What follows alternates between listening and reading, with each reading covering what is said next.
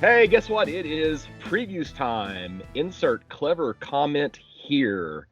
So in other words, I don't know what else to say, so welcome to the Campus Comics Cast. This is the official podcast, notice the word official there, for Muddy Monster Comics. I am joined on this episode by Mike Atchison and Shad Schubert. And of course, Muddy Monster Comics is located at 1422 Walnut Street in Murfreesboro, Illinois. You can contact the store through Facebook or call Mike at 618-457-6011. That's Mike No, by the way, and not Mike Atchison. The store is currently open Tuesday to Saturday from 10 a.m. to 5 p.m. And of course, in this episode, since it is previews time, we are going to dig into the September 2021 issue of Previews, which for me was a little bit of a light previews catalog. I don't know about everybody else. Mm-hmm. Quite light. Yeah, I usually have 3 or 4 pages of notes, and I have like 2. So if I were a bigger Batman fan, I'd say it would be unavoidably heavy. But it was, that could be true too. So I guess before we get too far into previews, I guess we should mention that coming September 18th, 2021 is going to be the official release date for the Muddy Monster comic. Mike No has has had a preview copy in his hand, and he is going to have a special release event at the store. And cover artist Brad Moore is going to be there, and then of course the penciler Nathan Bonner is going to be there. And somebody picked up a print. I meant to talk to Brad at my show yesterday about that. I talked to him, but I forgot to see about getting the print. So yeah. And then the writer, who I am totally drawing a blank on his name right Nathan now. Bonner? No, he's the artist. He's That's a penciler. the artist. Okay. Penciler. Dang it. Crud. I don't remember. Anyway, they're all 3 going to be there. So, writer, artist, and cover artist. We are so professional here, especially me. So anyway, so if you're interested in picking up a copy of the Muddy Monster comic on release day, just be sure you're at the shop on September 18th, 2021. I don't know if officially what time they're all 3 going to be there, but it would be kind of cool to be able to be there and get your copy signed by everybody who has contributed to the issue. So that's right. So I'm hoping to collect all the signatures and get the gallery artists as well throughout, since they're all local artists. At some point, I got to collect them all. That's cool. That's true. So yeah. So I'm trying to remember all the names. Of course, we got Dan Brown, Justin Holmes, Dan Brown, Joe Dodd, Wade Moore. Is Dave Clark in there? I don't know. I can't remember. I know Matt Speroni is in there. David Clark. Yeah, that's what you just said, right? Yeah. And the 5. He's David Clark, not no. Oh, okay. No, Sorry. no. That's just me. That's just me. Monty Baldwin, I believe, has in there, and I'm sure I'm missing somebody. But doing this off the top of my head is not the smartest thing in the world to do. So, but yeah, so they are all around, and I'm unfortunately not going to be able to be there that day because I have a convention that day. So that's where some of the artists will actually be at. Will be in Benton. So I guess you could theoretically hit Muddy Monster Comics earlier and then head to Benton. That's right. And maybe get a few of the artists assigned, their page in the book. So yeah. So there you go. So you can make a whole comic book day that day. So of course, my favorite kind of day. That's right. So, well, should we talk about DC? Let's do it. It's still crazy to me that the DC catalog is thinner, but I have more to say about the DC catalog than I do about the Marvel catalog, and I consider myself a Marvel guy. So, Yeah. I don't know. Let's see. Anybody want to talk about page 1? I don't have anything to say about page 1. Not much on 1. I find it odd that they started off with the 2 and 3 of a different series instead of their kind of cover series. Yeah. So that was odd too, I thought. I guess they're putting a lot of, stake on this book. So Batman the Imposter. Did we even talk about this book last month? Hmm. We Okay. did, yeah. Hmm. Okay. I just didn't mean anything to me, but on page 2, we have Batman One Dark Knight, issue number 1. And this is not only drawn by Jock, it's also written by Jock, Hmm. which I don't know that I'm not familiar with anything he's written before. I feel like I I've read something, but maybe it was like a short in a collection anthology, and I'm just kind of pulling that out of thin air. I feel like I've seen him with a writing credit before, but nothing big. probably has, but I'm always dubious of the crossover. I mean, sometimes it works out really well. What he's Um, saying, you have bad taste in your mouth from the early Image days. Is that what it yeah, is? yeah, that could be it. It's just, it's not a guarantee. If you're gonna buy a comic just for the art and hope that the writing's good, then that's one thing. But you, then again, I mean, it does the art here looks fantastic. So Yeah. maybe And they maybe it give us is what, just good to look at. three, Yeah. kind of three. I guess it's only 4 preview pages of art because it's like one of them's a 2-page spread. And but no, no word balloons. So you'd look at this and almost think maybe it's just going to be all art. It's going to be one of those silent issues. But And I noticed a whole lot of solicitations in this book that said art is in progress. mhm, So yeah, I think they're a little behind schedule. Hmm. yeah. Or maybe they're trying to get this out there early. So Right. because this is actually okay. So this is the September for stuff that's supposed to be shipping in November, and this is not going to release until December. Yeah. So this is actually even Oh, technically a little early. so that So makes sense. yeah, for the art in progress. So, but they've been doing that thing where they've been putting stuff in the catalog that's like already out, or it's going to be out like the week we talk about it. So, Yes. Yeah. but Yeah. I'm definitely going to pick this up. I think. Yeah. So. That concept's really cool. I like the idea of the power losing. You got the superpower EMT new villain and uh, powers lost throughout Gotham City, and Batman still trying to do everything he needs to do in an actually full dark city.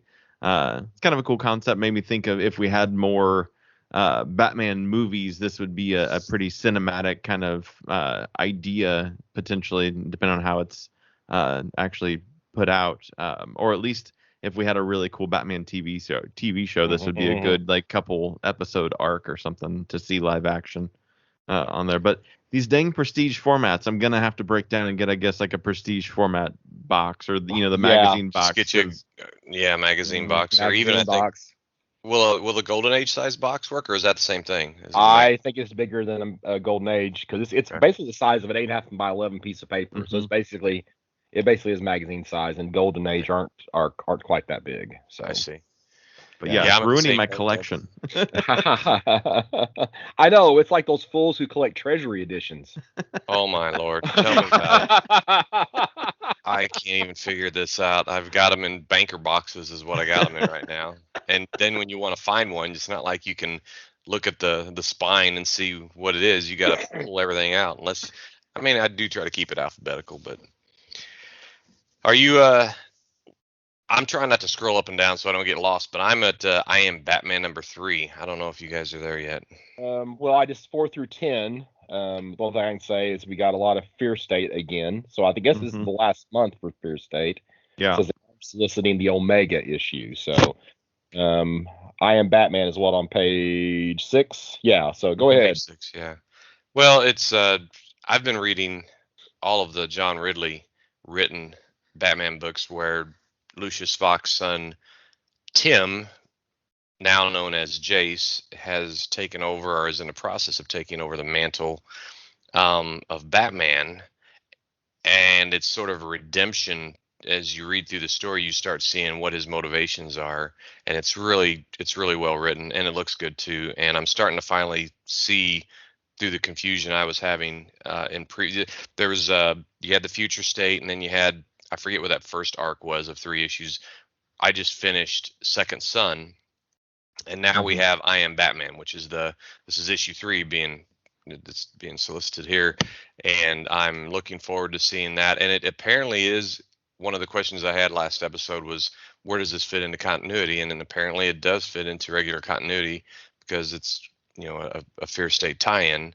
It just, you don't really see any contact with Bruce Wayne or any of his or his associates.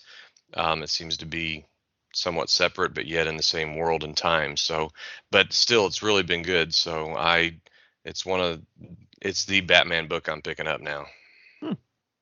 Until John Ridley goes over and starts writing Black Panther. So. Right.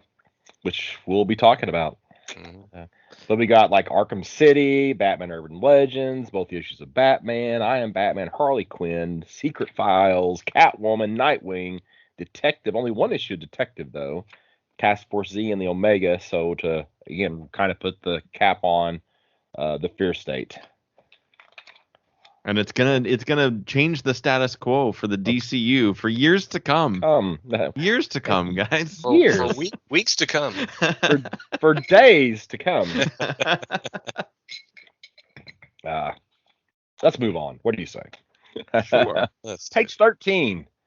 I don't know. I think this is something we can all get a little bit excited about. Yeah. 3-issue series, Robin and Batman, written by Jeff Lemire, art and cover by Dustin Nguyen. Mm-hmm. And it's basically kind of like it's almost like feels like a Robin Year One type story to me. Yeah, that's exactly what I wrote in my notes was Robin Year One. Well, thank you for sending me your notes. I appreciate that. I guess Robin's attorneys must have filed a complaint about him not having top billing. Top billing, yeah. That's right. It was always alphabetical before, but not now. Oh, that looks pretty good. And it's just 3 issues. I guess we should have mentioned back on the Jock book as well that that's a 3-issue series. I don't know if we said that or not. So. Yeah, and I guess it looks like that Batman Imposter that we talked about issue 2 and 3 so listed on that page 1 is also that's a final issue. That's also a 3-issue. So I guess that's the way they're going to handle their Prestige Black Label is that they're all going to be 3-issue at least for a while. There's some consistency. Yeah. Well, I mean, I know like the Question Black Label magazine size was 4-issue. 4-issue. Yeah. I believe so. Was the Wonder Woman Dead World or Dead Earth? Oh yeah. Was that magazine size? Yes. Mm-hmm. Okay. Yep. I don't think I ever got around to reading that, so. it's decent. It's you have to get it's an acquired taste on the art. Okay. Mm. But they solicit both the November and December issues of the Robin book here. Mm-hmm. Well, I assume somebody's going to say something about what's on page 16. Danny DeVito. Yeah, you. I mean, I don't know if you were talking about Shaad or me, but I had it earmarked. All right. I like villains. Right past it. So. Well, the Gotham City villains is why they call it Anniversary Giant. I'm not sure, but it really. Anniversary. Yeah, I don't know. I'm confused at that, but it's some of Batman's rogues, and I'm assuming it's just a bunch of short stories. And the Penguin story advertised is written by no other than Danny DeVito. So, hey, and anytime the Mad Hatter's on a cover, Tervis, I dig it. So I'm for sure gonna get this. Yeah, it seems cool. I like the other creators on there. I'm a big fan of Wes Craig and G. Willow Wilson's. I enjoyed her stuff. So like I definitely enjoy some of those creators that are in that list. So seems like really. They say it's the villain that makes the hero, so that's true. And Batman's known to have one of the best rogues galleries ever. I like that they were talking about in the description. It's like the best known villains, and then like Killer Moth is in there, and I'm like, Killer who? Yeah, yeah. It's always been a mystery as to why that was. But he's been around a while. Mm-hmm. I like the original Red Hood in there. It looks like there's a pretty cool cover. For that as well. I just, anytime you have that, celebrity that feels like they're going to come in and write the comics, I just have a tendency to just kind of scoff at that, Had that same thing. What was it, Mom, where Emilia Clarke was coming in, and then of course we just reviewed the whole, Berserker, so there's another one coming up later on in the previews, same situation. I can't remember who it is, but I marked it, so we'll get. Okay, we're good. So we'll get there. Yeah. So. But now something I do think I am looking forward to is here on page 18, where we Yes. have Dark Knights of Steel. This is a 12-issue series, and again, they're listing the November and December issues here in this catalog. But it's going to be written by Tom Taylor and art by Yasmin Putri. That's how I'm going to pronounce it. Probably wrong, but the artwork looks terrific, and Tom Taylor is obviously a fan favorite. And it looks like we basically have what if the DC universe started in like the 1500s type of a story. It's Elseworlds. Yeah, I know yeah. they're not calling exactly it what that, I but thought, yeah. I felt good about it. I was like, yeah, Mhm. they're owning some Elseworlds. It reminded me of that book called Justice Riders, where the Justice League was set in the Old West, and these are two of my favorite genres: superhero and medieval fantasy. So I definitely have it. And Tom Taylor, he's the premier writer in my book right now. He's at he's just one of the best, at least at DC. So I'm picking it up for sure. And he's obviously done well with some of these kind of like, modified storylines with like deceased and such. So yeah, I think this Right. looks really, really good. So, and then I'm not going to steal your thunder here on Mike on page 21. So I'm going to let you just wax Oh my poetically gosh, about you this. think you know my life? Am I wrong? You're wrong. No, you're exactly right. You know my life. You know what that's from, right? That line. You don't know my life from Baby Mama.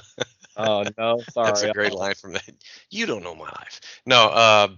So this is the sequel, I would assume, to uh, DC Infinite Frontier, because it's got pretty much the main players. I'm behind on my current reading quite a bit. I did get up to issue 3 of this though, or of Justice League or DC Infinite Frontier. So I'm definitely eager to see how the sequel or how this follows up, and um, any kind of multiverse team, this Justice League Incarnate, which first came about with Grant Morrison's Multiversity. It's nice to see, even 6-7 years later, that they're actually taking some of these concepts and doing something with them. And I'm liking what I see so far. So thank you, Scott, for the ability Yeah. to wax on that. The Captain Carrot's gotten a little buff. Oh man, yeah. Yeah. Well, I think in his world he probably looks like the cartoon animal, but when he comes into contact with the other ones, he gets buff. Yeah. Okay, all right. I can't wait to see Yankee Doodle Dandy and Rubber Duck and all those other ones on his team. Okay, so so we got the Calvin Ellis Superman, right? Mm. Captain Carrot. Is that Mary Marvel? Yes. Okay, Of Earth 5. okay. So that's different than whatever the main Earth is now, Earth 0 Yeah. or whatever. So that's in Earth 5. They designated it 5 because it looks like an S, because originally all the Fawcett characters were on Earth S. Okay, and then Aquawoman. a Flash, of alternate Flash version of the Flash, I'm assuming. Mhm. Okay, and then now upper left with the spear looking thing. That's the Thunder. He's from one of those Earths that sort of had Marvel analogs. So he's like he's a Aboriginal Australian, Okay. and he has like Thor-like powers. Okay, all right. And then Aquawoman, I'm assuming. Right, and then Flashpoint, Thomas Wayne, Batman. Yep. Aquawoman's from an Earth that it's all gender swapped. So Okay. all of the characters you're used to being one gender, they're another one. And I enjoyed Joshua Williamson's run on Flash for quite a while, so I mean, that's got some definite potential. So. Yeah. Oh. Yeah. And you know what? That's all I have in DC. So you guys just go for a while. I'll flip through and see if anything else jumps out at me. But Shad, I'm looking at page 23. Go ahead. I got 26. All right, so there's only one reason I'm looking at this. 'Tis the season to be freezing, and that's because first of all, it's a $10 book, so I'm like, ugh. But in the blurb here, it says Harley Quinn and Blue Snowman they're going to battle Hawkman. Batman fights the cold heart of Mr. Freeze, and the JLQ don't stand a snowball's chance against Minister Blizzard. So I'm thinking JLQ.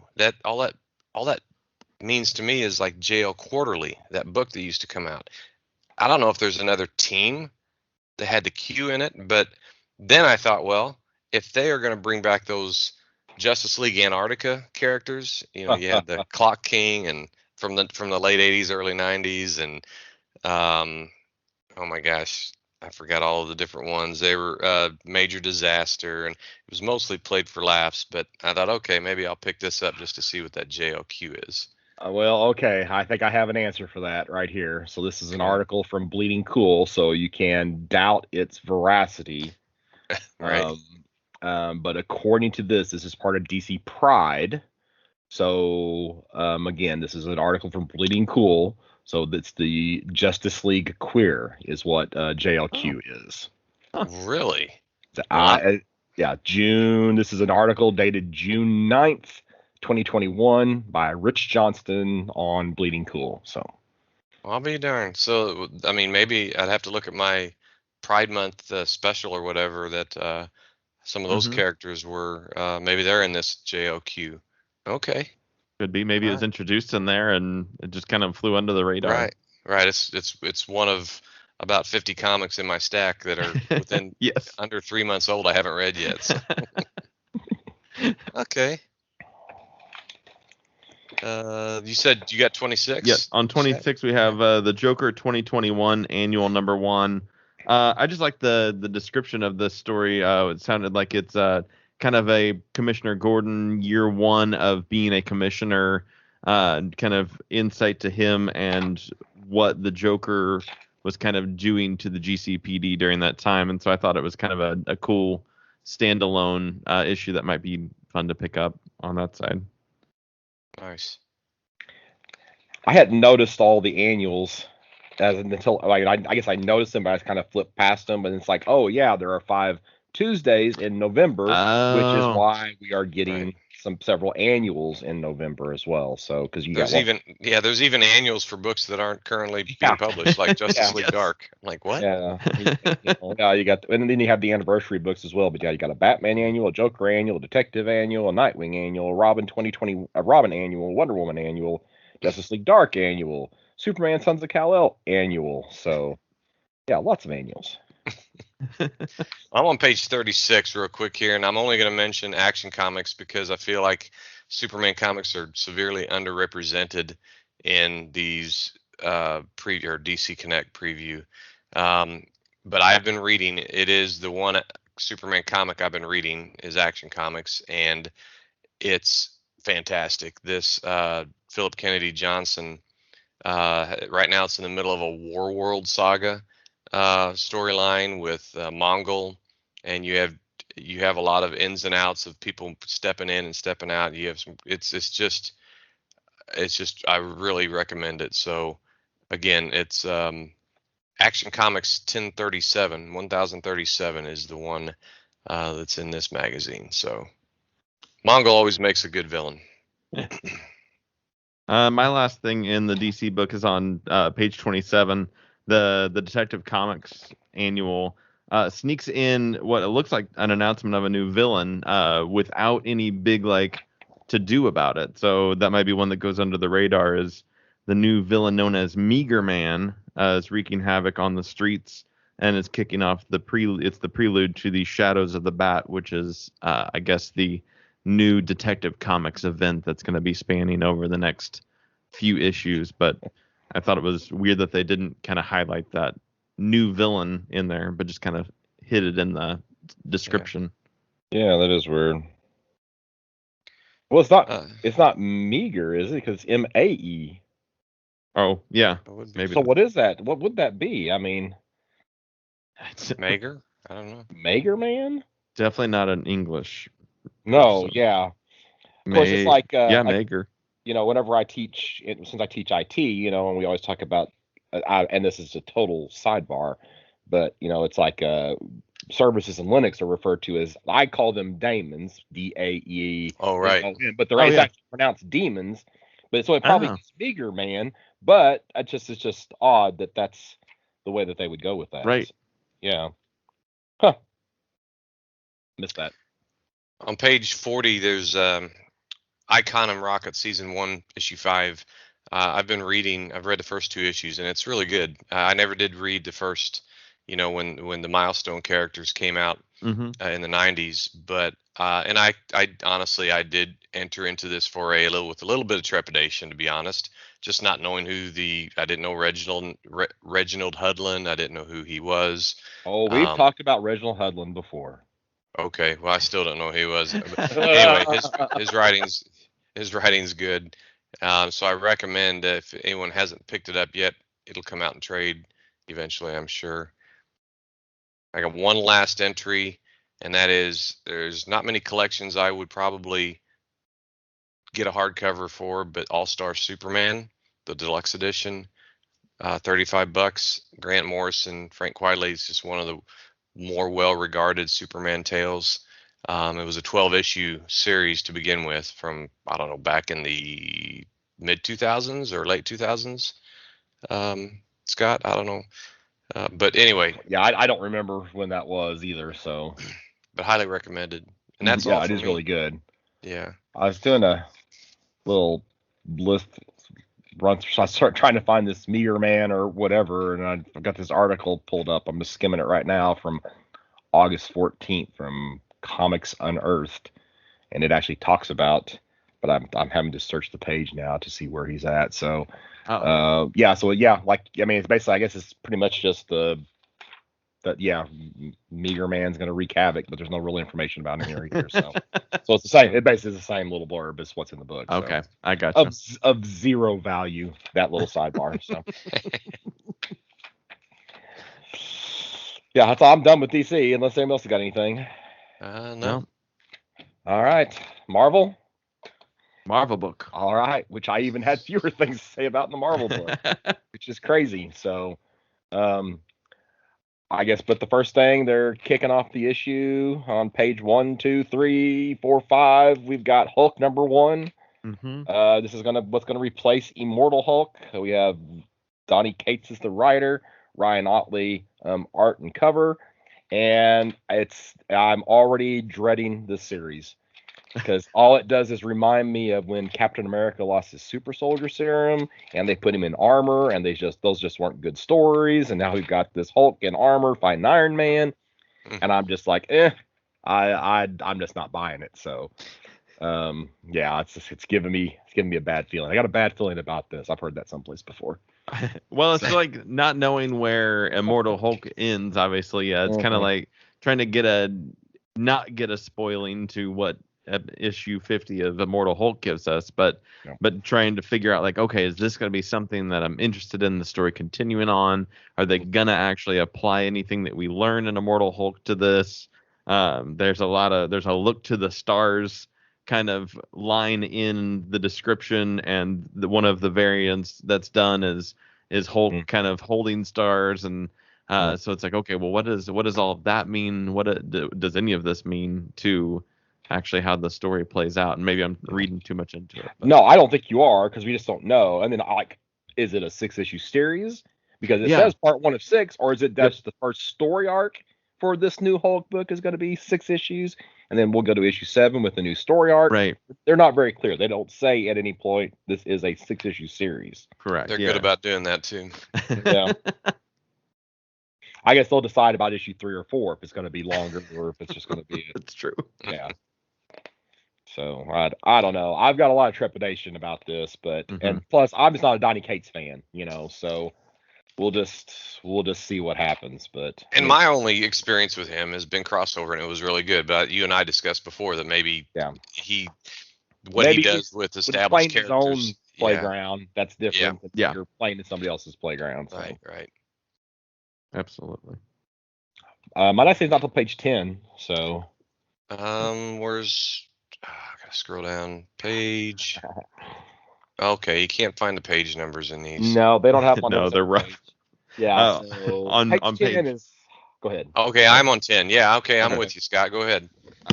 I was just going to mention on page 8 real quick that the Thing #1 is being kicked off. Another one. Marvel's into their big guys now. They had Venom 1 last time. We got Hulk 1 and Thing 1. I like the art, very very kind of old school for this. It seems like definitely given that kind of feel to it. But I don't know. I've never read a Thing book. I don't know if this would be one to hop onto it. Interesting. Yeah, I've only ever read Thing in Fantastic Four. Yes. I've never felt like he's a guy who can carry his own book, but you know, I know there are good Thing stories out there. It's just he's always just a part of. He's just a member of the Fantastic Four. Right. So, yeah.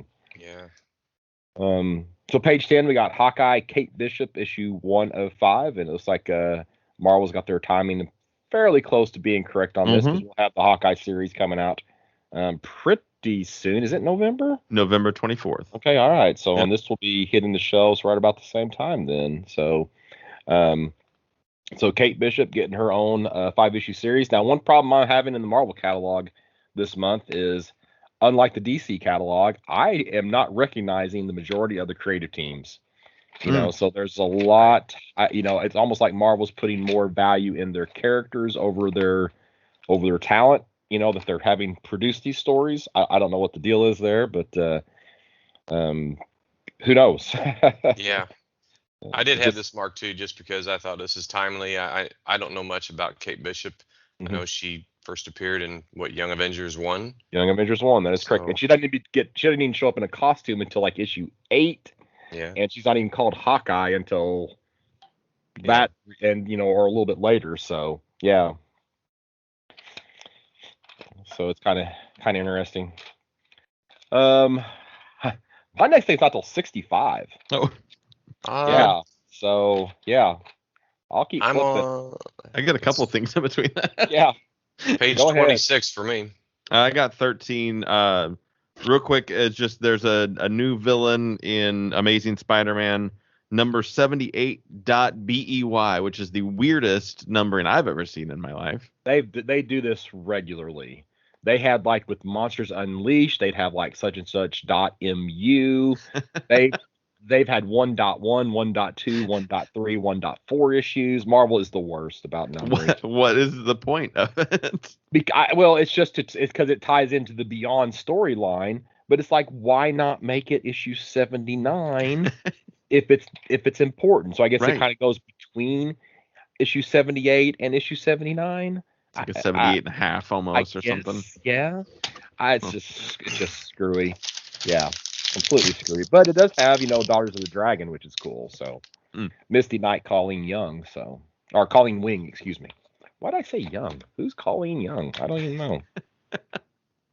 My next one's on 29. What'd you say yours was, Mike? I think it's part of the Doctor Strange death, but it's this character called the White Fox. Oh, okay, yeah. Well, let's go ahead and mention this on 22. Giant Size Black Cat Infinity Score. So Black Cat, if you aren't familiar with her, is kind of like the thief, the Catwoman of the Marvel Universe. And she's apparently managed to accumulate half of the Infinity Stones somehow. So that could be interesting. Again, I'm not familiar with the creative team behind this book, but that's, when you have Black Cat with an Infinity Gauntlet, that makes you wonder. She will not do things for good with it, probably not. All right, Mike, 26. Go ahead. Death of Doctor Strange, White Fox 1. I only bring it up because I thought this was Hellcat in a new uniform, a new costume. No, it's not. I believe that White Fox is a series of Asian characters that were introduced by Marvel back in War of the Realms, maybe? Because there's an Agents of Atlas where they introduced several Asian characters. I think they are Asian. There's like White Fox and oh gosh, I have all the books someplace and I can't remember all the titles. But anyway. So this isn't her first appearance then? No. This would be, unless it's a new version of that character. Okay. Yeah. But yeah, she's appeared. I mean, she had her own series previously, so. Okay. Yep. And if you want me to, it's over there. I could go track it down if you wanted me to. I could show you the cover. So.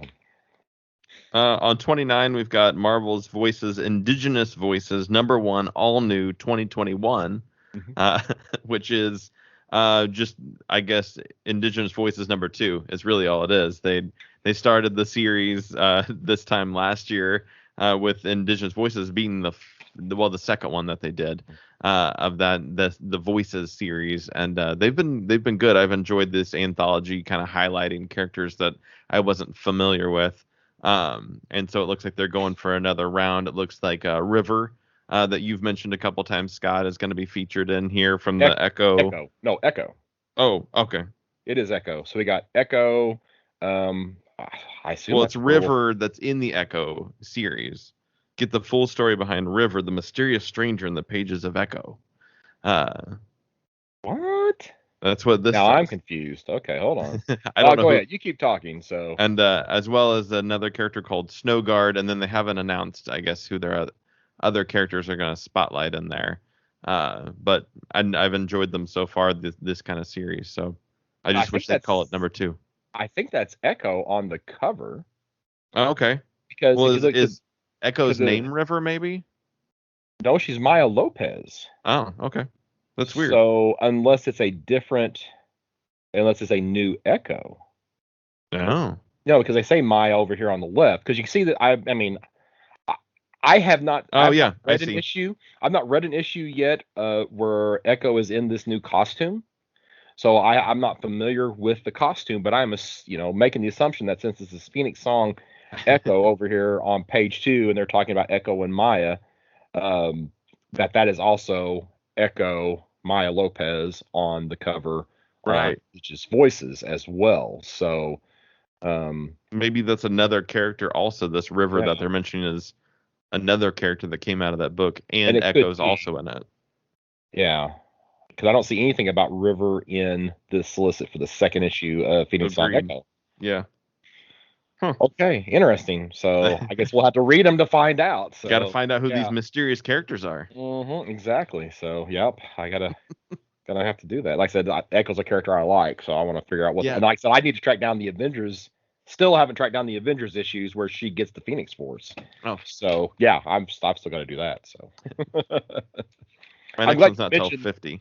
Yeah, I'm glad you mentioned that because I was distracted by the Phoenix Song Echo. I didn't even notice that she was even on the cover here of Marvel. I missed that totally. So yeah, I need to stick that on the list here. So go ahead, Mike. You're right. On page 33, I thought this was solicited before, but just to remind everyone that John Ridley, as we mentioned earlier, is taking over Black Panther. That's right. And I just think he's one of the better writers around right now. He's an Academy Award winning director, and he does good things. They must be paying him a good price. So I would recommend this. Yeah, I still looking for anything before 65 myself. So I got 50. Okay, go ahead. Yeah, before that. Okay. On 50, they're doing a anniversary tribute to the Fantastic Four with, I don't think I've seen this before, but a reinterpretation of Fantastic Four #1 and Fantastic Four Annual #3, where it's kind of, I don't know, being from the music side, I think it's kind of a cover song. They're doing like their version of that page.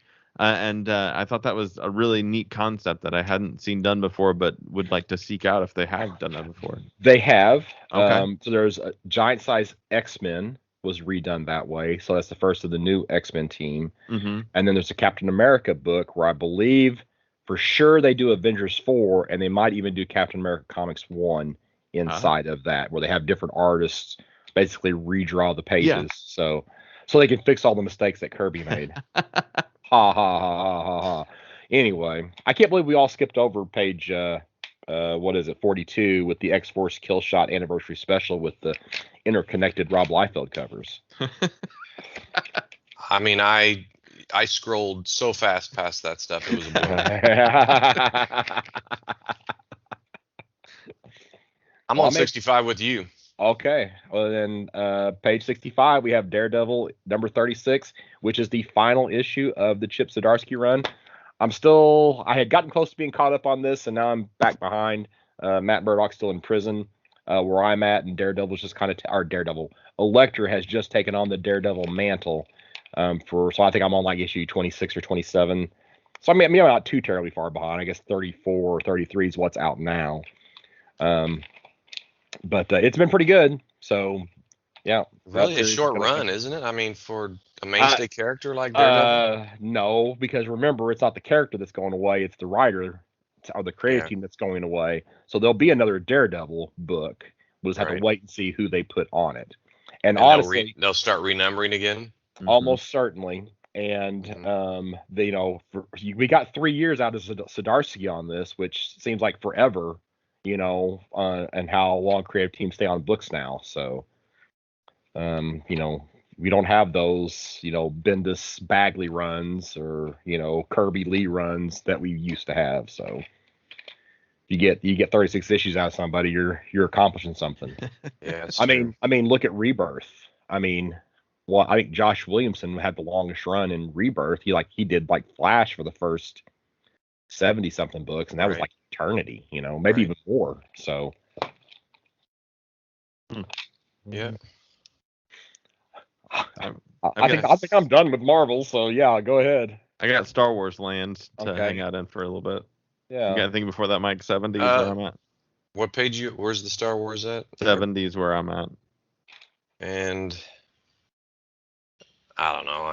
I have to scroll up. Oh yeah, I'm on page 9. I'm on page 100. So go ahead. Cool. On page 70, we have the beginning of a new crossover series called Crimson Rain, which it says after the dawn comes the rain. This is kind of probably one of the cooler parts of the Solo movie that they did was introduce this kind of underground mob group called the Crimson Dawn, which we find out is headed by, at least I think it's headed by Darth Maul, or just Maul at that point, and he's no longer a Darth. And that was one of the things when they said they weren't going to do a second Solo movie that I was kind of bummed out about. Like, I wanted to see what was going to happen with that Crimson Dawn stuff. It looks like they're finally going to dive into it with this Crimson Rain miniseries that I'm sure will cross over into other books. I think it even is announced. Maybe it's not announced yet, but I'm sure that won't just stay contained, because rarely does a Star Wars event stay contained to its one book. So I'm really excited for that. Being that it was like, okay, they're doing the Lando show, which it was cool to see that character kind of develop a little bit more. But what's going to happen to the Crimson Dawn? So it's nice to see that. Is this a new character? Or is this Amelia Clark's character on this cover on the right? Looks like Amelia Clark's character. Okay, that's kind of what I thought too. But yeah, I just was kind of curious. I guess she made I guess she would have been the Solo comic. So So yeah, okay. But I don't know if she's been in anything past the Solo comic. I don't think that she's been involved in anything to my knowledge. And then on 72, we get the Life Day special. I'm also excited for this because we're just so much closer to admitting that the holiday special exists.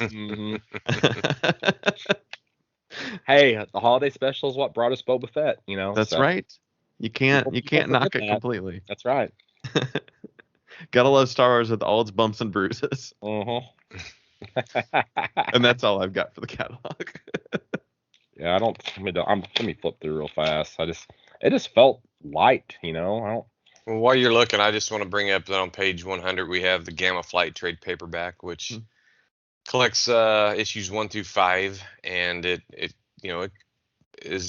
coincides with the Immortal Hulk story series we've been reviewing over the last several months, and I'm thinking this is a good collection to get if you want to learn more about all of those ancillary characters, like Dr. McGowan and the Absorbing Man and Titanium, Sasquatch and Puck and all that. So, I think that'd be a good one to pick up. Yeah, the 11th volume of Immortal Hulk is solicited, which I guess is the next to the last volume. That's on page 90. And it's a bunch of, it's like all of the pickup, like one-off issues in there. It's actually not any of the ongoing, which I thought was cool that they threw all that together into one collection. That is. I missed that. I'm glad you said that because, I missed that. Huh, cool. And then on 105, we have the, what was it? I forgot. Oh, the Captain America, because they haven't had a monthly. They had the United States of Captain America has been the monthly book, and that is being solicited for trade. I think issue 3 just came out. I haven't read any of them yet. I have them all, but they just haven't floated to the top of the to read pile yet. So, okay, now I'm done. Oh no, one more thing. And we talked about this last month, but on page 118, they're listing the Marvel Classic Blacklight collectible poster portfolio, Yep. which that's pricey, but that is still going to be super cool. All right, and now I'll be done. Okay, all right, big book, Big book. which I'm going all digital on. Let's see, where do I start at? Page 28 for me. All right. Okay, so that's just the previews catalog. So be sure and pick up your copy if you want to see all the stuff we don't talk about, and especially since we're talking about less this month apparently than what we normally would. Then there's lots of other stuff to check out there in the catalog. If you are getting your orders in with Muddy Monster, be sure you have those in by September 18th as well for this catalog. So next, 34. Go ahead. I'm not super excited about this book. Okay, It didn't. all right. Nothing really. I've got it marked because it's a number one on A new Image, number but, one, yeah. but it's just there's nothing overly exciting about this kind of crime book. Yeah. There's no little bit in the synopsis that really grabbed me. Yeah, it just seems like another noir book, right? Yeah. And the other thing I don't like, okay, so they got on the cover Chip Zdarsky, Jacob Phillips, but then you read the print and it's got Chip Zdarsky and Nadia Shamas, Jacob Phillips and Zayed Yusuf Ayub. It's like, okay, so who is the actual creative team behind this? Are they putting Zdarsky and Phillips up there just to get it more press? And is it actually the other two? It's it doesn't tell us how long of a series this is, so I guess it's going to be an ongoing until it's not. And I don't feel like this is. I mean, like the artwork, it's fine, but whenever I see the Phillips name, I think I expect something a little bit more. So I don't know. Yeah, I had it down as well, but I just wasn't. Now, like this, Zdarsky's run has been great on Daredevil, but he's not like the exclusive writer on this, so who knows? Yeah. But anyway, you're right. It's new number one. So my next thing's not till 46. Okay. So on 38 is the next number one is A Thing Called Truth. Is a kind of unplanned partner road trip with high-speed chases.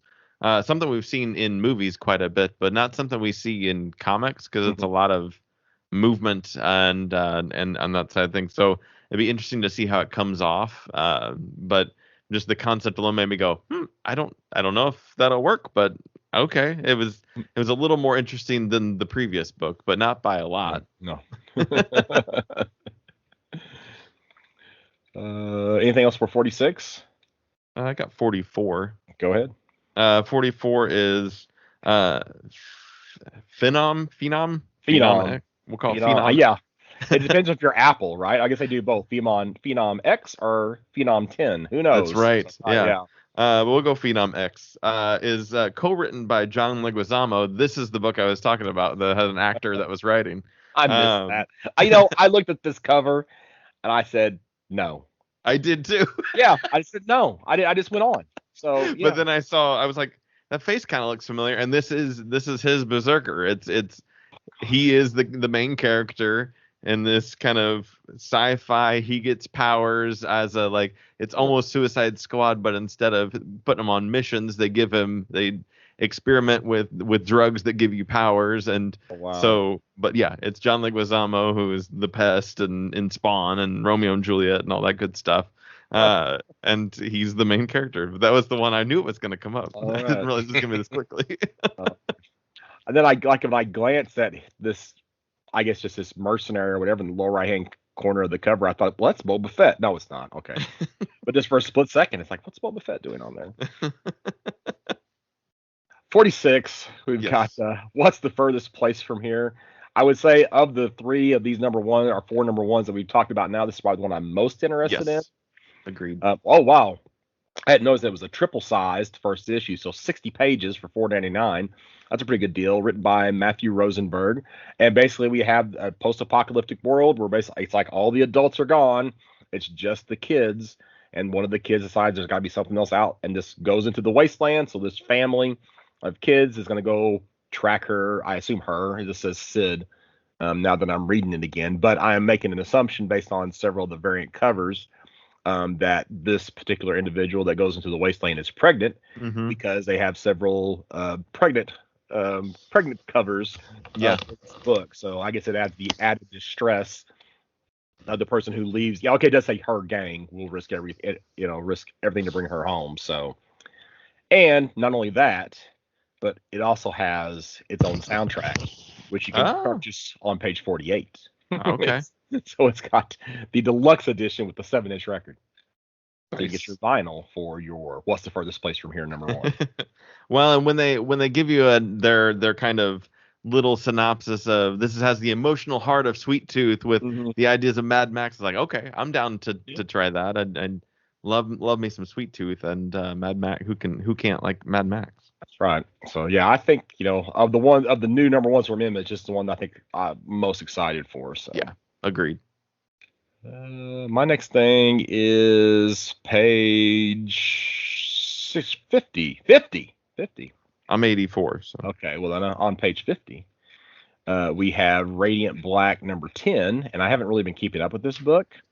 However, for issue #10, I guess I'm into gimmicks now. Because we got a blacklight edition for issue 10. So I think that could be a pretty cool blacklight cover if you look at that cover. So they've got a blacklight edition for issue #10. Yes, I'm ordering that one. I think I am too.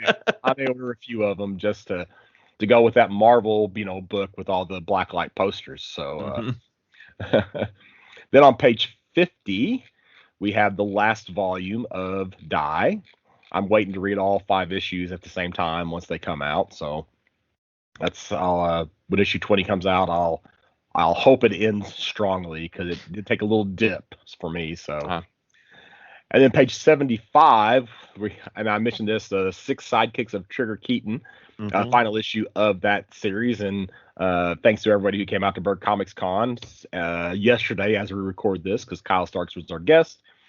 And actually, the guy who one of the characters for this book is based on was also there. The guy's name is Ted Haycraft, and I got to hear an interesting story that it was supposed to be Tad Haycraft, but they made a typo that the editor didn't catch, so he is Tad Haycroft, but some places he's Tad Haycraft, so now they got to correct all that for the trade. Gotcha. So it'll be interesting to see how it gets corrected. So he was a real nice guy, and I enjoyed chatting with him for a second. Yep, it was great to have him there. So 84 is my next thing. Me too. I'm back on 54. You were speaking of gimmicks, and this is exactly what this is. It's the Geiger 80-page giant #1. Geiger's a series that Jeff Johns and a lot of big names are on this series. Gary Frank, Brian Hitch, Jay Faber. Just anyway, I don't know anything about the characters, but they got me with the checker box top banner there in the 80-page giant format, and it's just enough of a gimmick that I'm like you, Scott. I'm gonna have to get this. Well, and it's got a first appearance of Redcoat. Yes, created by Jeff Johns and Brian Hitch. Yes, and that may or may not be my investment pick. Well, don't spoil it now. Nobody will stay and listen till the end of the episode. All the way now. Right. Oh my gosh. Okay. I can't remember what page I was on. Oh yeah, 84. 84. So. Anybody else got anything for 84? Since we jumped ahead of Mike. I have to always look at the bottom of the page here. It's I can only scroll so fast. I'm actually stalling as I scroll down to page 84. Yeah. So. Go ahead. Right. I don't know what it is. Okay, so page 84. I've got mixed feelings about this book because we got Brian Michael Bendis at Dark Horse now. Joy Operations 5-issue series. I guess DC did not get out of Bendis what they were hoping to get out of Bendis whenever he came over. Specifically his Jinx World imprint or his creator-owned stuff. That's, I think, probably it. Okay. But I mean, he's been on what? Superman and Action and Legion, and Yeah. been some of the bigger Event level. stories. They just didn't quite land with. Then something they landed with readers. Yeah. So now we've got a new creator-owned book from him, and it's set about 50, 60 years in the future. And I've seen this idea where at some point in the future we don't have governments, we have corporations that kind of control everything. So it kind of has that. It doesn't look cyberpunk to me, but it kind of has that story behind it that you would get from a lot of cyberpunk stuff. The artwork looks very, very solid, but I'm a little concerned that Bendis has lost some of his swagger. But I think I like sci-fi enough that this is something I'm definitely going to give a shot to. Mm-hmm. And so is everything, his entire Jinx world is moving to Dark Horse, I guess, is the way that I had read something that he was moving everything over. Does that sound right? Well, it says here at the end, all this and also an exclusive look behind the scenes and look forward to other Jinx World projects coming exclusively to Dark Horse. So, I mean, that's the thing about creating your own stuff. Yeah. It's all going to, just be printed by at least Dark Horse and have their label on it. So that's what it sounds like to me. Yeah. Yeah. I hadn't heard that until you just mentioned it, and then I read it. So yeah. I guess maybe a couple weeks ago, before I had started reading previews, I had seen something along those same lines, and then that kind of verified it maybe. So okay, now this has nothing to do with any book, but you notice we got all the little black bars here in the text for this book, right, in the art. Okay, just everybody see what I'm talking about. So I am blank envoy. Oh, blank. Here we go. Right. Oh, okay. Yeah. All right. Everybody knows that. Okay. All right. It's gonna come up again later. So. Okay. I think I might have seen what you're talking about. I gotta remember. I gotta find it. But yeah. So okay. My next thing is not till it's 1:38. I think I got something before that. So, but what do you guys got? Yeah. Here it is on page 97. I think. Yeah. So, that gummit, I clicked because I'm on the digital and I clicked, and now I got to get back into the book. So keep talking. I'm good all the way to 162. Well, no, you're supposed to have something because I gotta find my page. I got a Dark Horse to stall with. Okay. On 98, there's an original trade paperback that they're releasing called Children of the Woods. It just seems like a creepy woods kind of story. Written by Josh Ciano, and art by Josh Hickson. I don't know. It's always a hit and miss with a horror story just in creepy woods, but this seemed like in the synopsis talked about tales of these woods and the black woods and all of this that made you think that there was more to this lore than maybe even just this trade. To where I was going, did I miss something? Was there another book ahead of it? They just aren't talking about it, but something like that's on 98. 98, okay. Which is always kind of interesting to me when somebody's got a world that seems like you're already late to the ball game when you show up because it's so they've got such a story to it. So that could be good, it could be bad. So I guess this is probably just kind of like an editing thing. But they, on that Bendis book, they kind of went out of the way to cover up all the profanity. Yes. But here in the third panel on page 97 of Crema, it's a trade paperback. It's like a digital first type book. Yeah, they didn't even bother.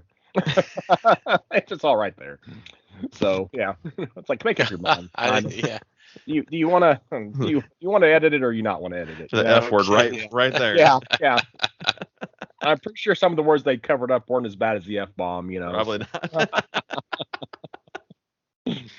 They knew one was going to get seen a lot more than the other, perhaps. It's kind of crazy, though, because, like, I've read an interview with Peter David one time back when he was doing Incredible Hulk, that they would not yet let him use the word flick because the concern was that the ink L and the I would run together. I mean, that's how extreme it was. So. Flick you. Yeah. And then there was even stuff like he was like there was a Punisher issue and they were in Vegas and he wanted the Punisher to say like you crapped out or something. It's like the editorial said no, you can't do that. So, Boy, shows you how things have changed a little Right. bit, you know. no kidding. Absolutely. All right, I'm 138 now. So I got 123. go. This is the Star Wars Adventures Annual 2021, where they oddly talk about reintroducing a character that hasn't been, or that first appearance was X amount of years ago. He was Jackson was on the cover of Annual 2020, and I don't know why they think they're going to pull that off 2 years in a row. That he's just here, he's back again. And he was, I mean, they don't say that it's his first appearance since 40 years ago or whatever, but they do indicate that it's been a long time. It might have just been a variant cover. It was the main cover for it. Oh, was it the main cover? Yeah, he was like, okay. and it All was right. like there was a story about Jackson, like it was the first story in there and everything. So it actually was a story in there. So I thought it was a variant, and it was just like him like on the door, and everybody else was holding the door to keep him out. Is that the cover you're talking about? No, this is it's kind of similar to this one. I think it just has an orange background and he's not about to fall over. But yeah, I was like, I've seen this and I close to this cover before, and I looked it up and I was like, oh, that's Annual 2020. Oh, so yeah, I thought that was a little odd. 143 is my next one. I think I forgot my number. Oh, 138. Let me get there. I'm almost there. So we got this Nyx #1, which, you know, there's already a Marvel NYX. And that's, of course, had the first appearance of Laura Kinney, X-23. So even though I guess this is like a Greek god of, I had to look it up, Greek goddess of night. So I'm just wondering if a bar in New York can force an Image comic to change his name, then what chance? I mean, why would Marvel let this go when they already have an NYX book? So I'm just kind of curious if this is going to actually still be titled NYX whenever it actually hits the shelves. I guess who knows? I don't know. So I was almost thinking it was pronounced like phonetically, like. Well, Nyx. I think it's you could be right. Nyx. Okay. It's Greek, apparently. Oh, okay. I said, and I said, I'm making the mistake of using Wikipedia, so to look this up, and I didn't realize that, when I saw the name, I didn't realize there was a Greek goddess with this name. I just thought it was NYX again. I'm like, right? How are they doing that? and maybe NYX is not supposed to be NYX. Maybe it's also supposed to be Nyx or Nikes or whatever it is. Yeah. So yeah, I'll be like I said, I'm sure they can use the character. The question to me is if they're going to be able to keep the title. So, right. Gotcha. On 143, just a few pages down, there's a Red Sonja 2021 holiday special that has by far, it gets the award for the weirdest cover in the entire book. It's the elf version of Red Sonja holding a lady's head out of what page is that on? It's on 143. Yeah. That's that'll be my new I'm gonna award that every month. Is that gonna be the weirdest cover? Okay, all right. That is weird. I'm gonna hold you to that. So seems unnecessarily odd. I will try then. Okay.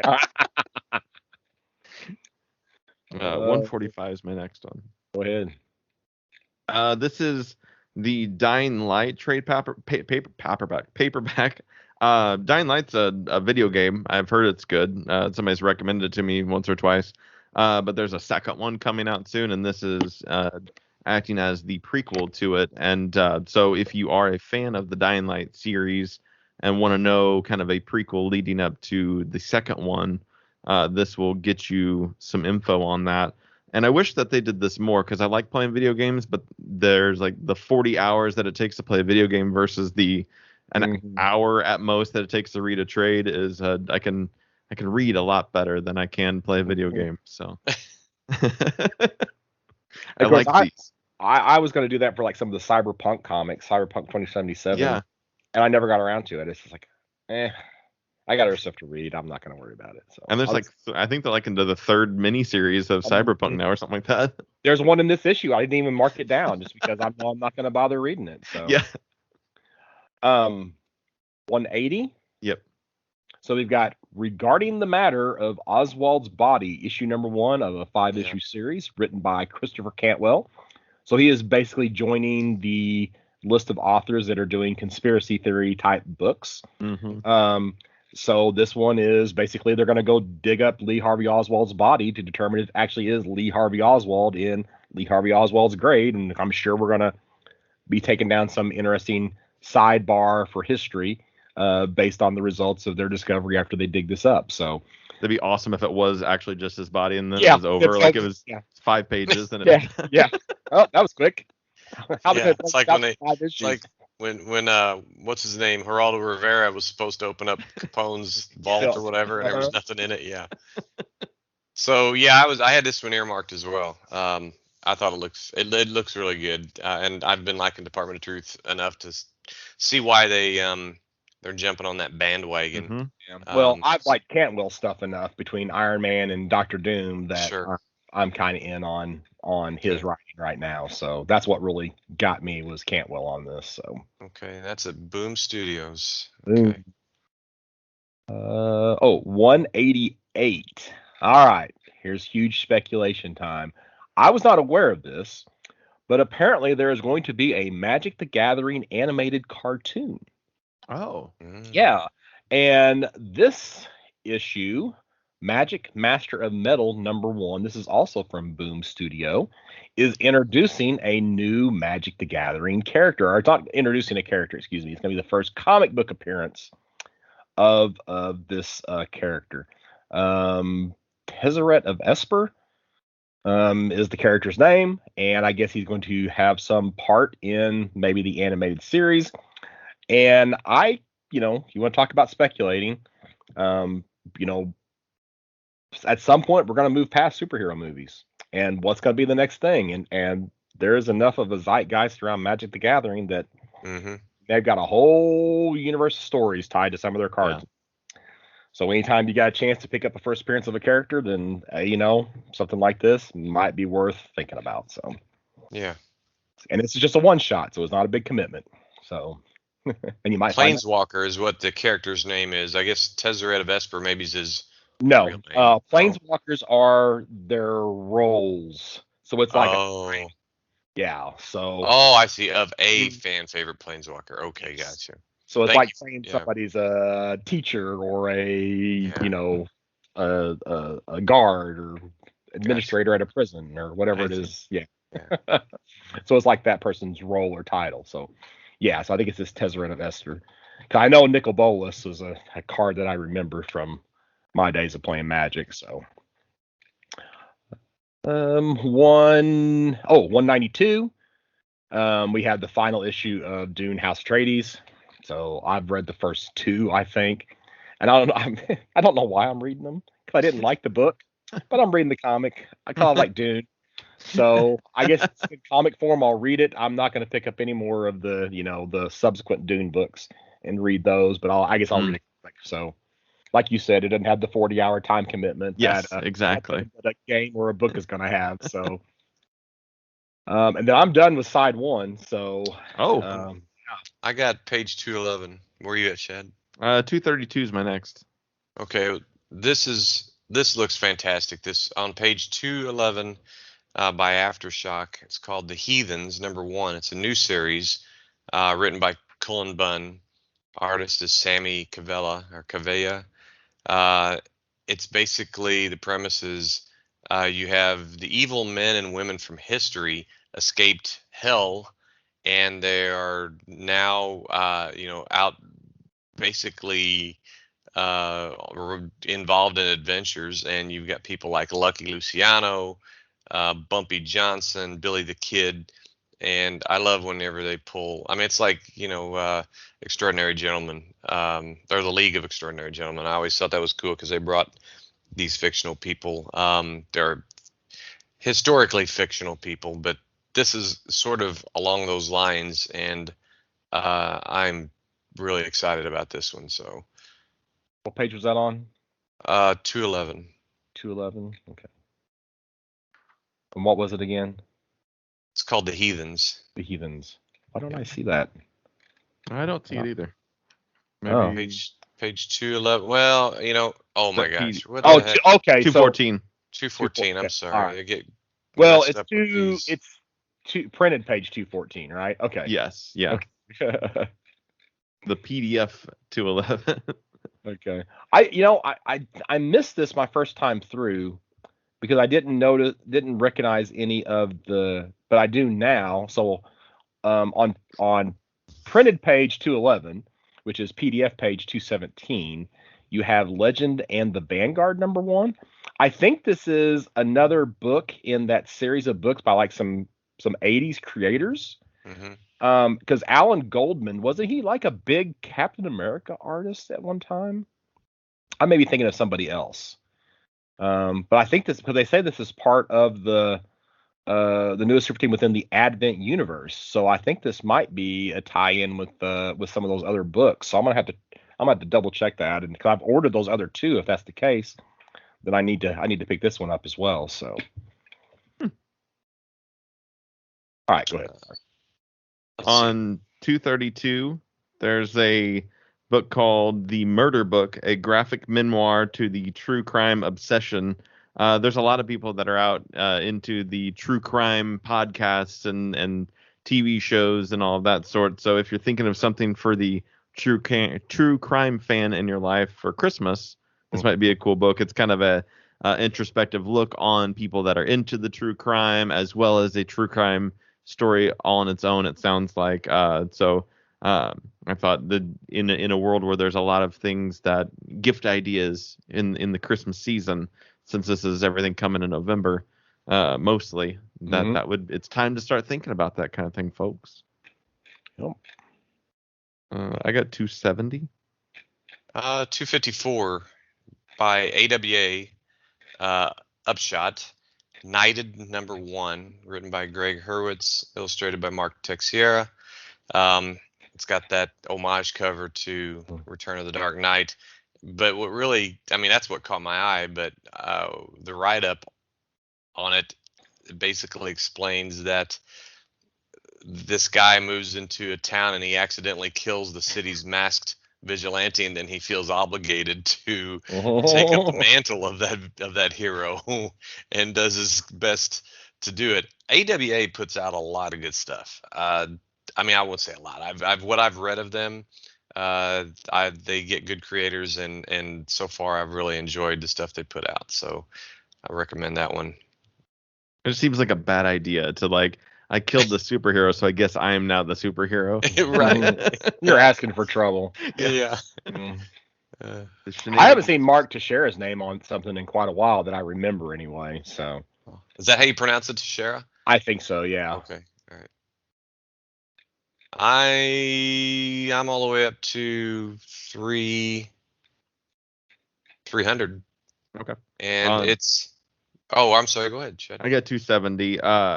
Is the new, I guess, project by Jeff Smith, who is Bone, is Tukey, I guess is how you would pronounce that, is his new graphic novel, and it's kind of a you would be kind of beginning of the world, kind of tribe people, and you've got these three young kids that look to this old storyteller named Tukey, who I guess is in trouble with other tribes people, and so there's kind of some shenanigans that happen based on these three kids and this old man, I guess, that the art that they have sampled on 271, and it was not how I imagined it in my head. I kind of had something after reading it, and then I saw that and I was like, oh, it's this kind of black and white weird kind of layout that makes it even not what I wanted, but kind of something interesting and different all at the same time. So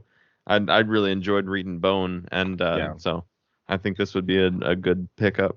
I thought this had already been out. Oh, really? Yeah, and there's no mention in this solicit that it's an offer again or a reprint, or I don't know. Maybe I just heard him talk about this in an interview, but I felt like it was a long time ago. Oh, really? And maybe it's just now seeing the light of day for some reason. Could I be. just did a search for it and nothing comes coming up. up. So yeah, huh? And Yeah, it and says 1 of 6 at the bottom, so I guess he's got a 6-volume kind of span There's that's the he's got books, planned yeah. for it. Yeah, so yeah, I mean it's even listed. Like I just jumped over to Amazon just in case. Just thought, well, sure, if it's there, it's on Amazon. But yeah, Yeah, it's of course. listed as pre-order All right. on Amazon as well. So okay, huh? Yeah, like I said, I would have swore that would have already been out. I thought he had his third book out. Did you ever read Rassel, R-A-S-L? I haven't read that yet. No. Me neither. So I just was curious because I keep telling myself I need to read it because I'm like you, I like Bone a lot. Yeah. But I think Rassel's a lot more mature than what Bone was. Okay. And I never got around to reading it. Okay, just curious. Yeah. Let's see. On 278, there's Octobriana with Love. I almost talked about that one. They looped me. They kind of grabbed me with the like, Bowie tried to make a movie of it, and Billy Idol has a tattoo of her, and all of this, and it's just like, okay, this is weird enough. This like odd Russian character that's kind of underground, that is almost James Bondy, but nothing but punk, like a punk James Bond almost, and the different kind of variations. I don't know if they're because it seems like an anthology celebration perhaps of 50 years of this character, and so the different kind of spots they have with the different artists in there, there's some really good art that's captured in there, and so I have no clue what this Octobriana is.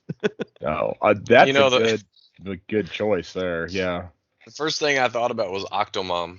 Yes. Like, surely to Same. God they're not doing some sort of life story of Octomom. But, Mike Ashton, you should be ashamed of yourself.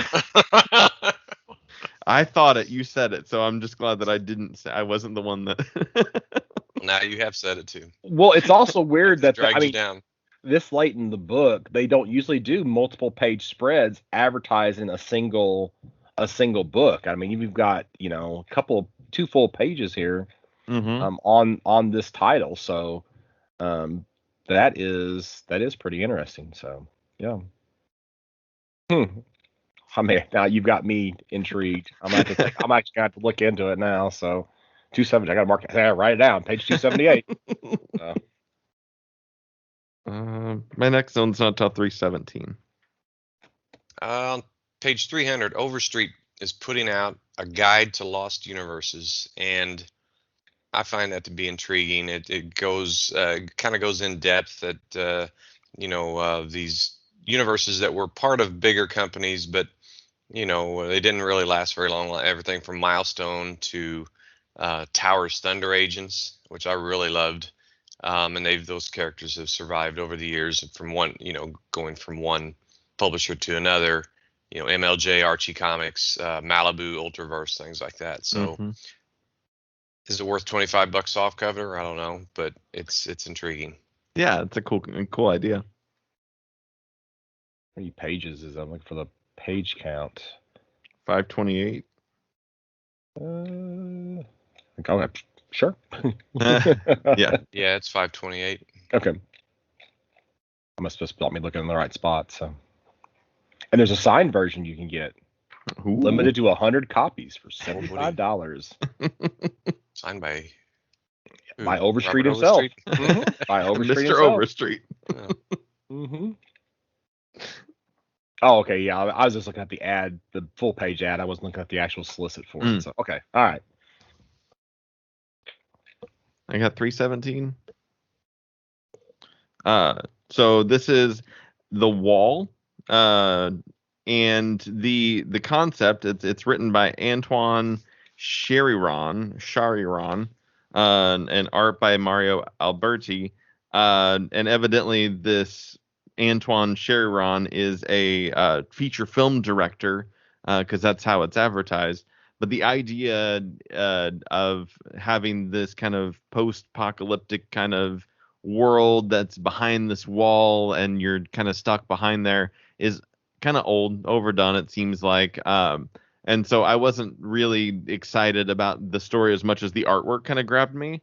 And I thought, well, I'm more interested in that than I am the actual story.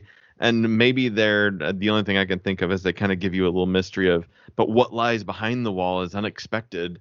Is maybe there's something cool on that side, but there was something about the artwork more than the story plot that thought, well, maybe I could give this a shot. And Magnetic does some cool stuff here and there, so there's a possibility that this would be it. I kind of wish they wouldn't be soliciting a full hardcover story and would give me maybe a single issue so I could know whether to hedge my bet on it or not. But the little blurb on this page, the T for teen rating. This book is intended for readers aged 8 to 14 or above. Why don't you just say 8 or above? I don't know, but I don't know. Did you see the movie Babylon AD? Yeah. I mean, did you like it?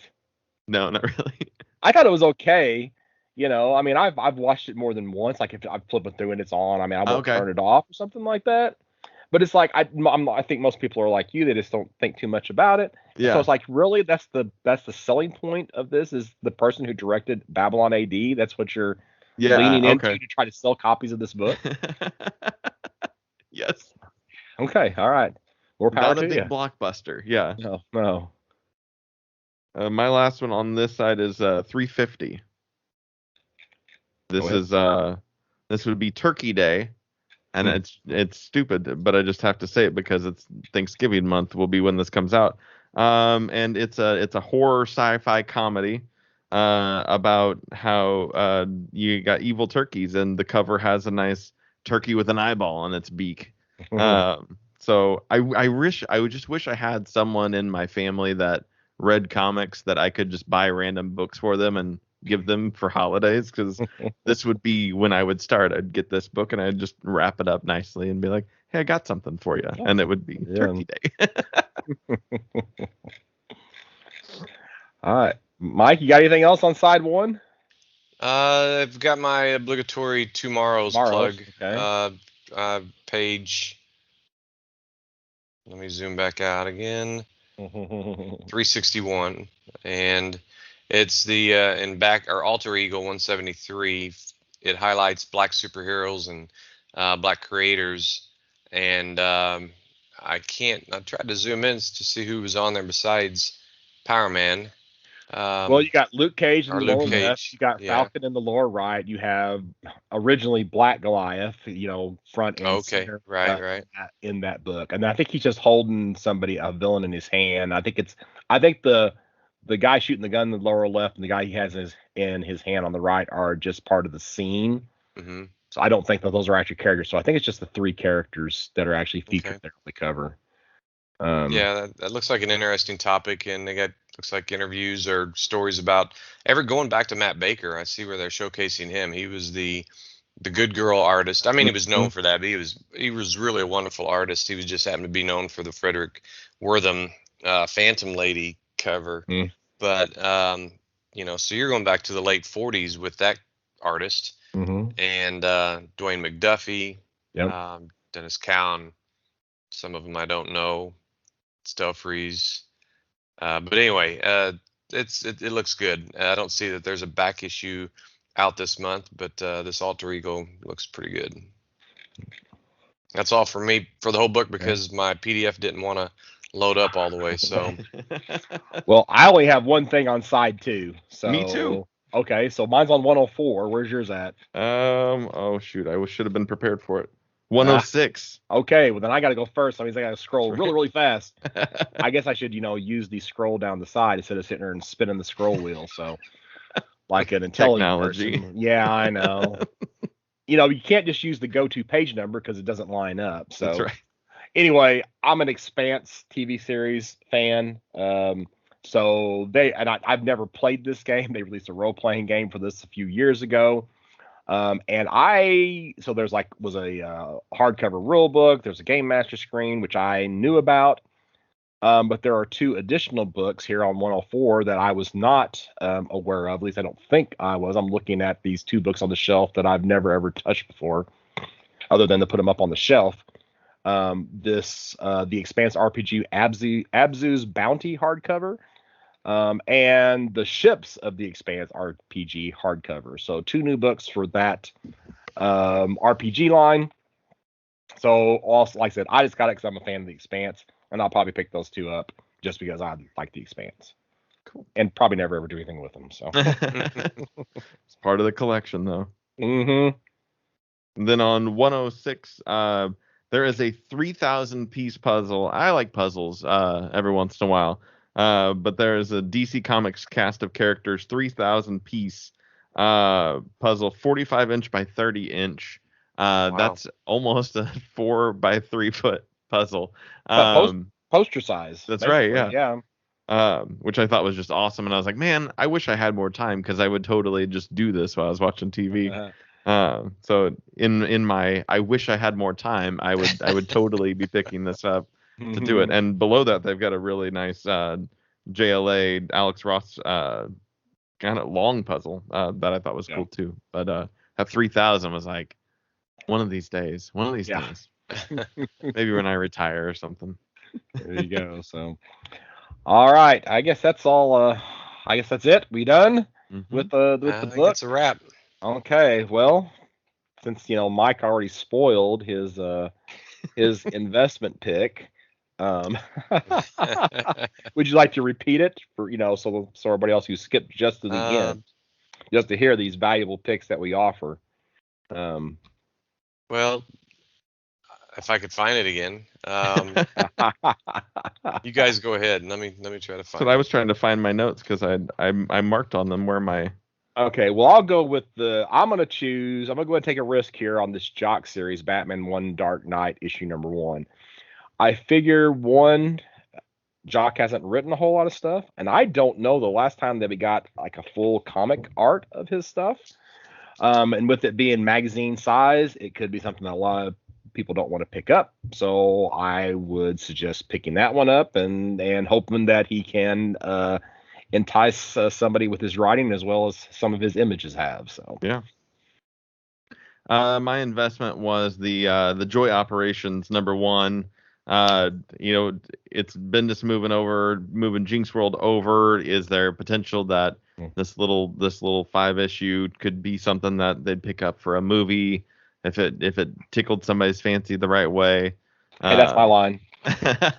Sorry.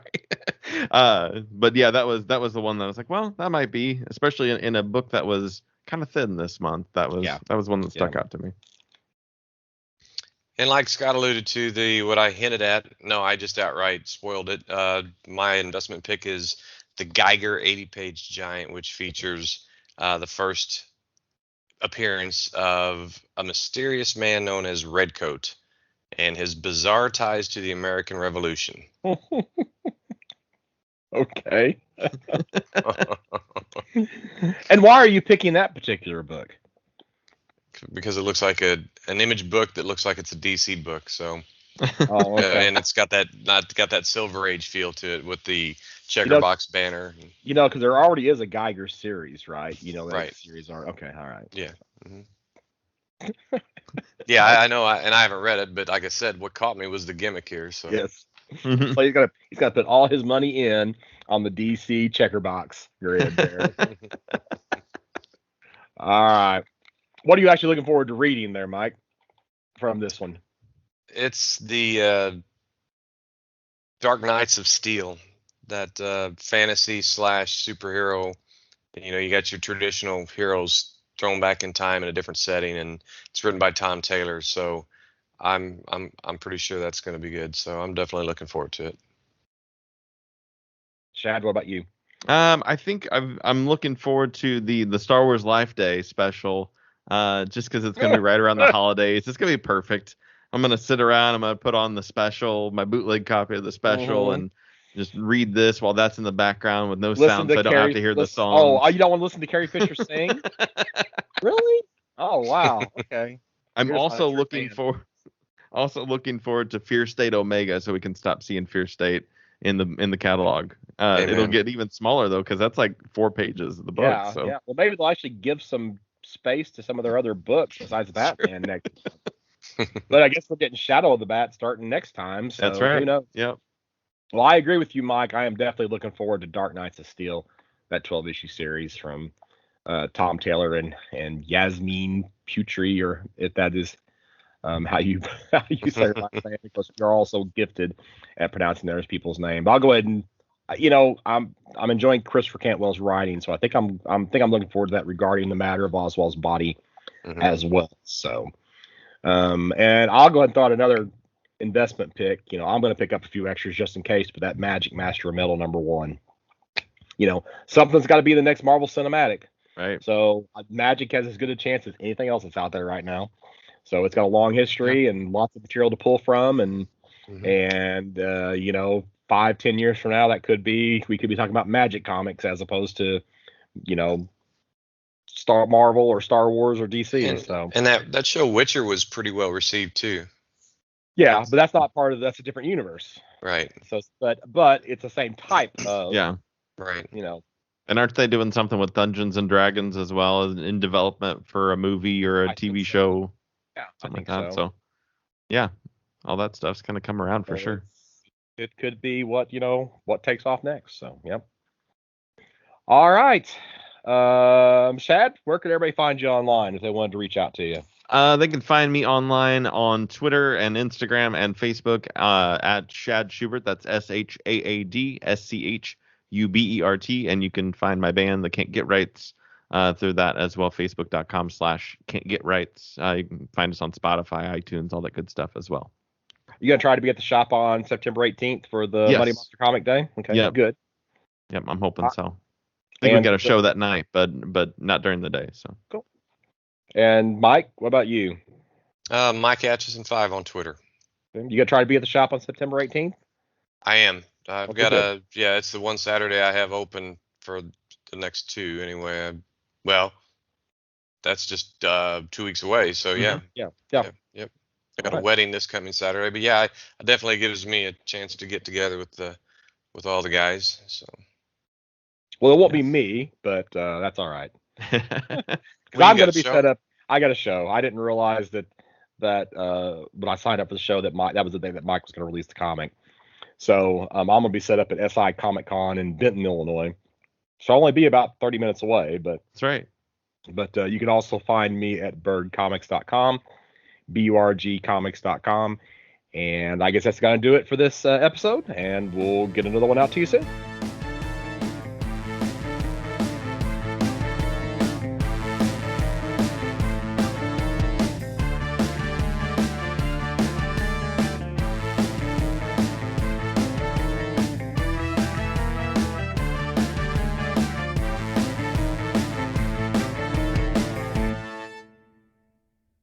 I feel like I'm kind of hoarse today, and I feel like at your time and a half speed or whatever it is you speed us up to, it's going to sound normal. It won't sound like a chipmunk because I'm talking so slow.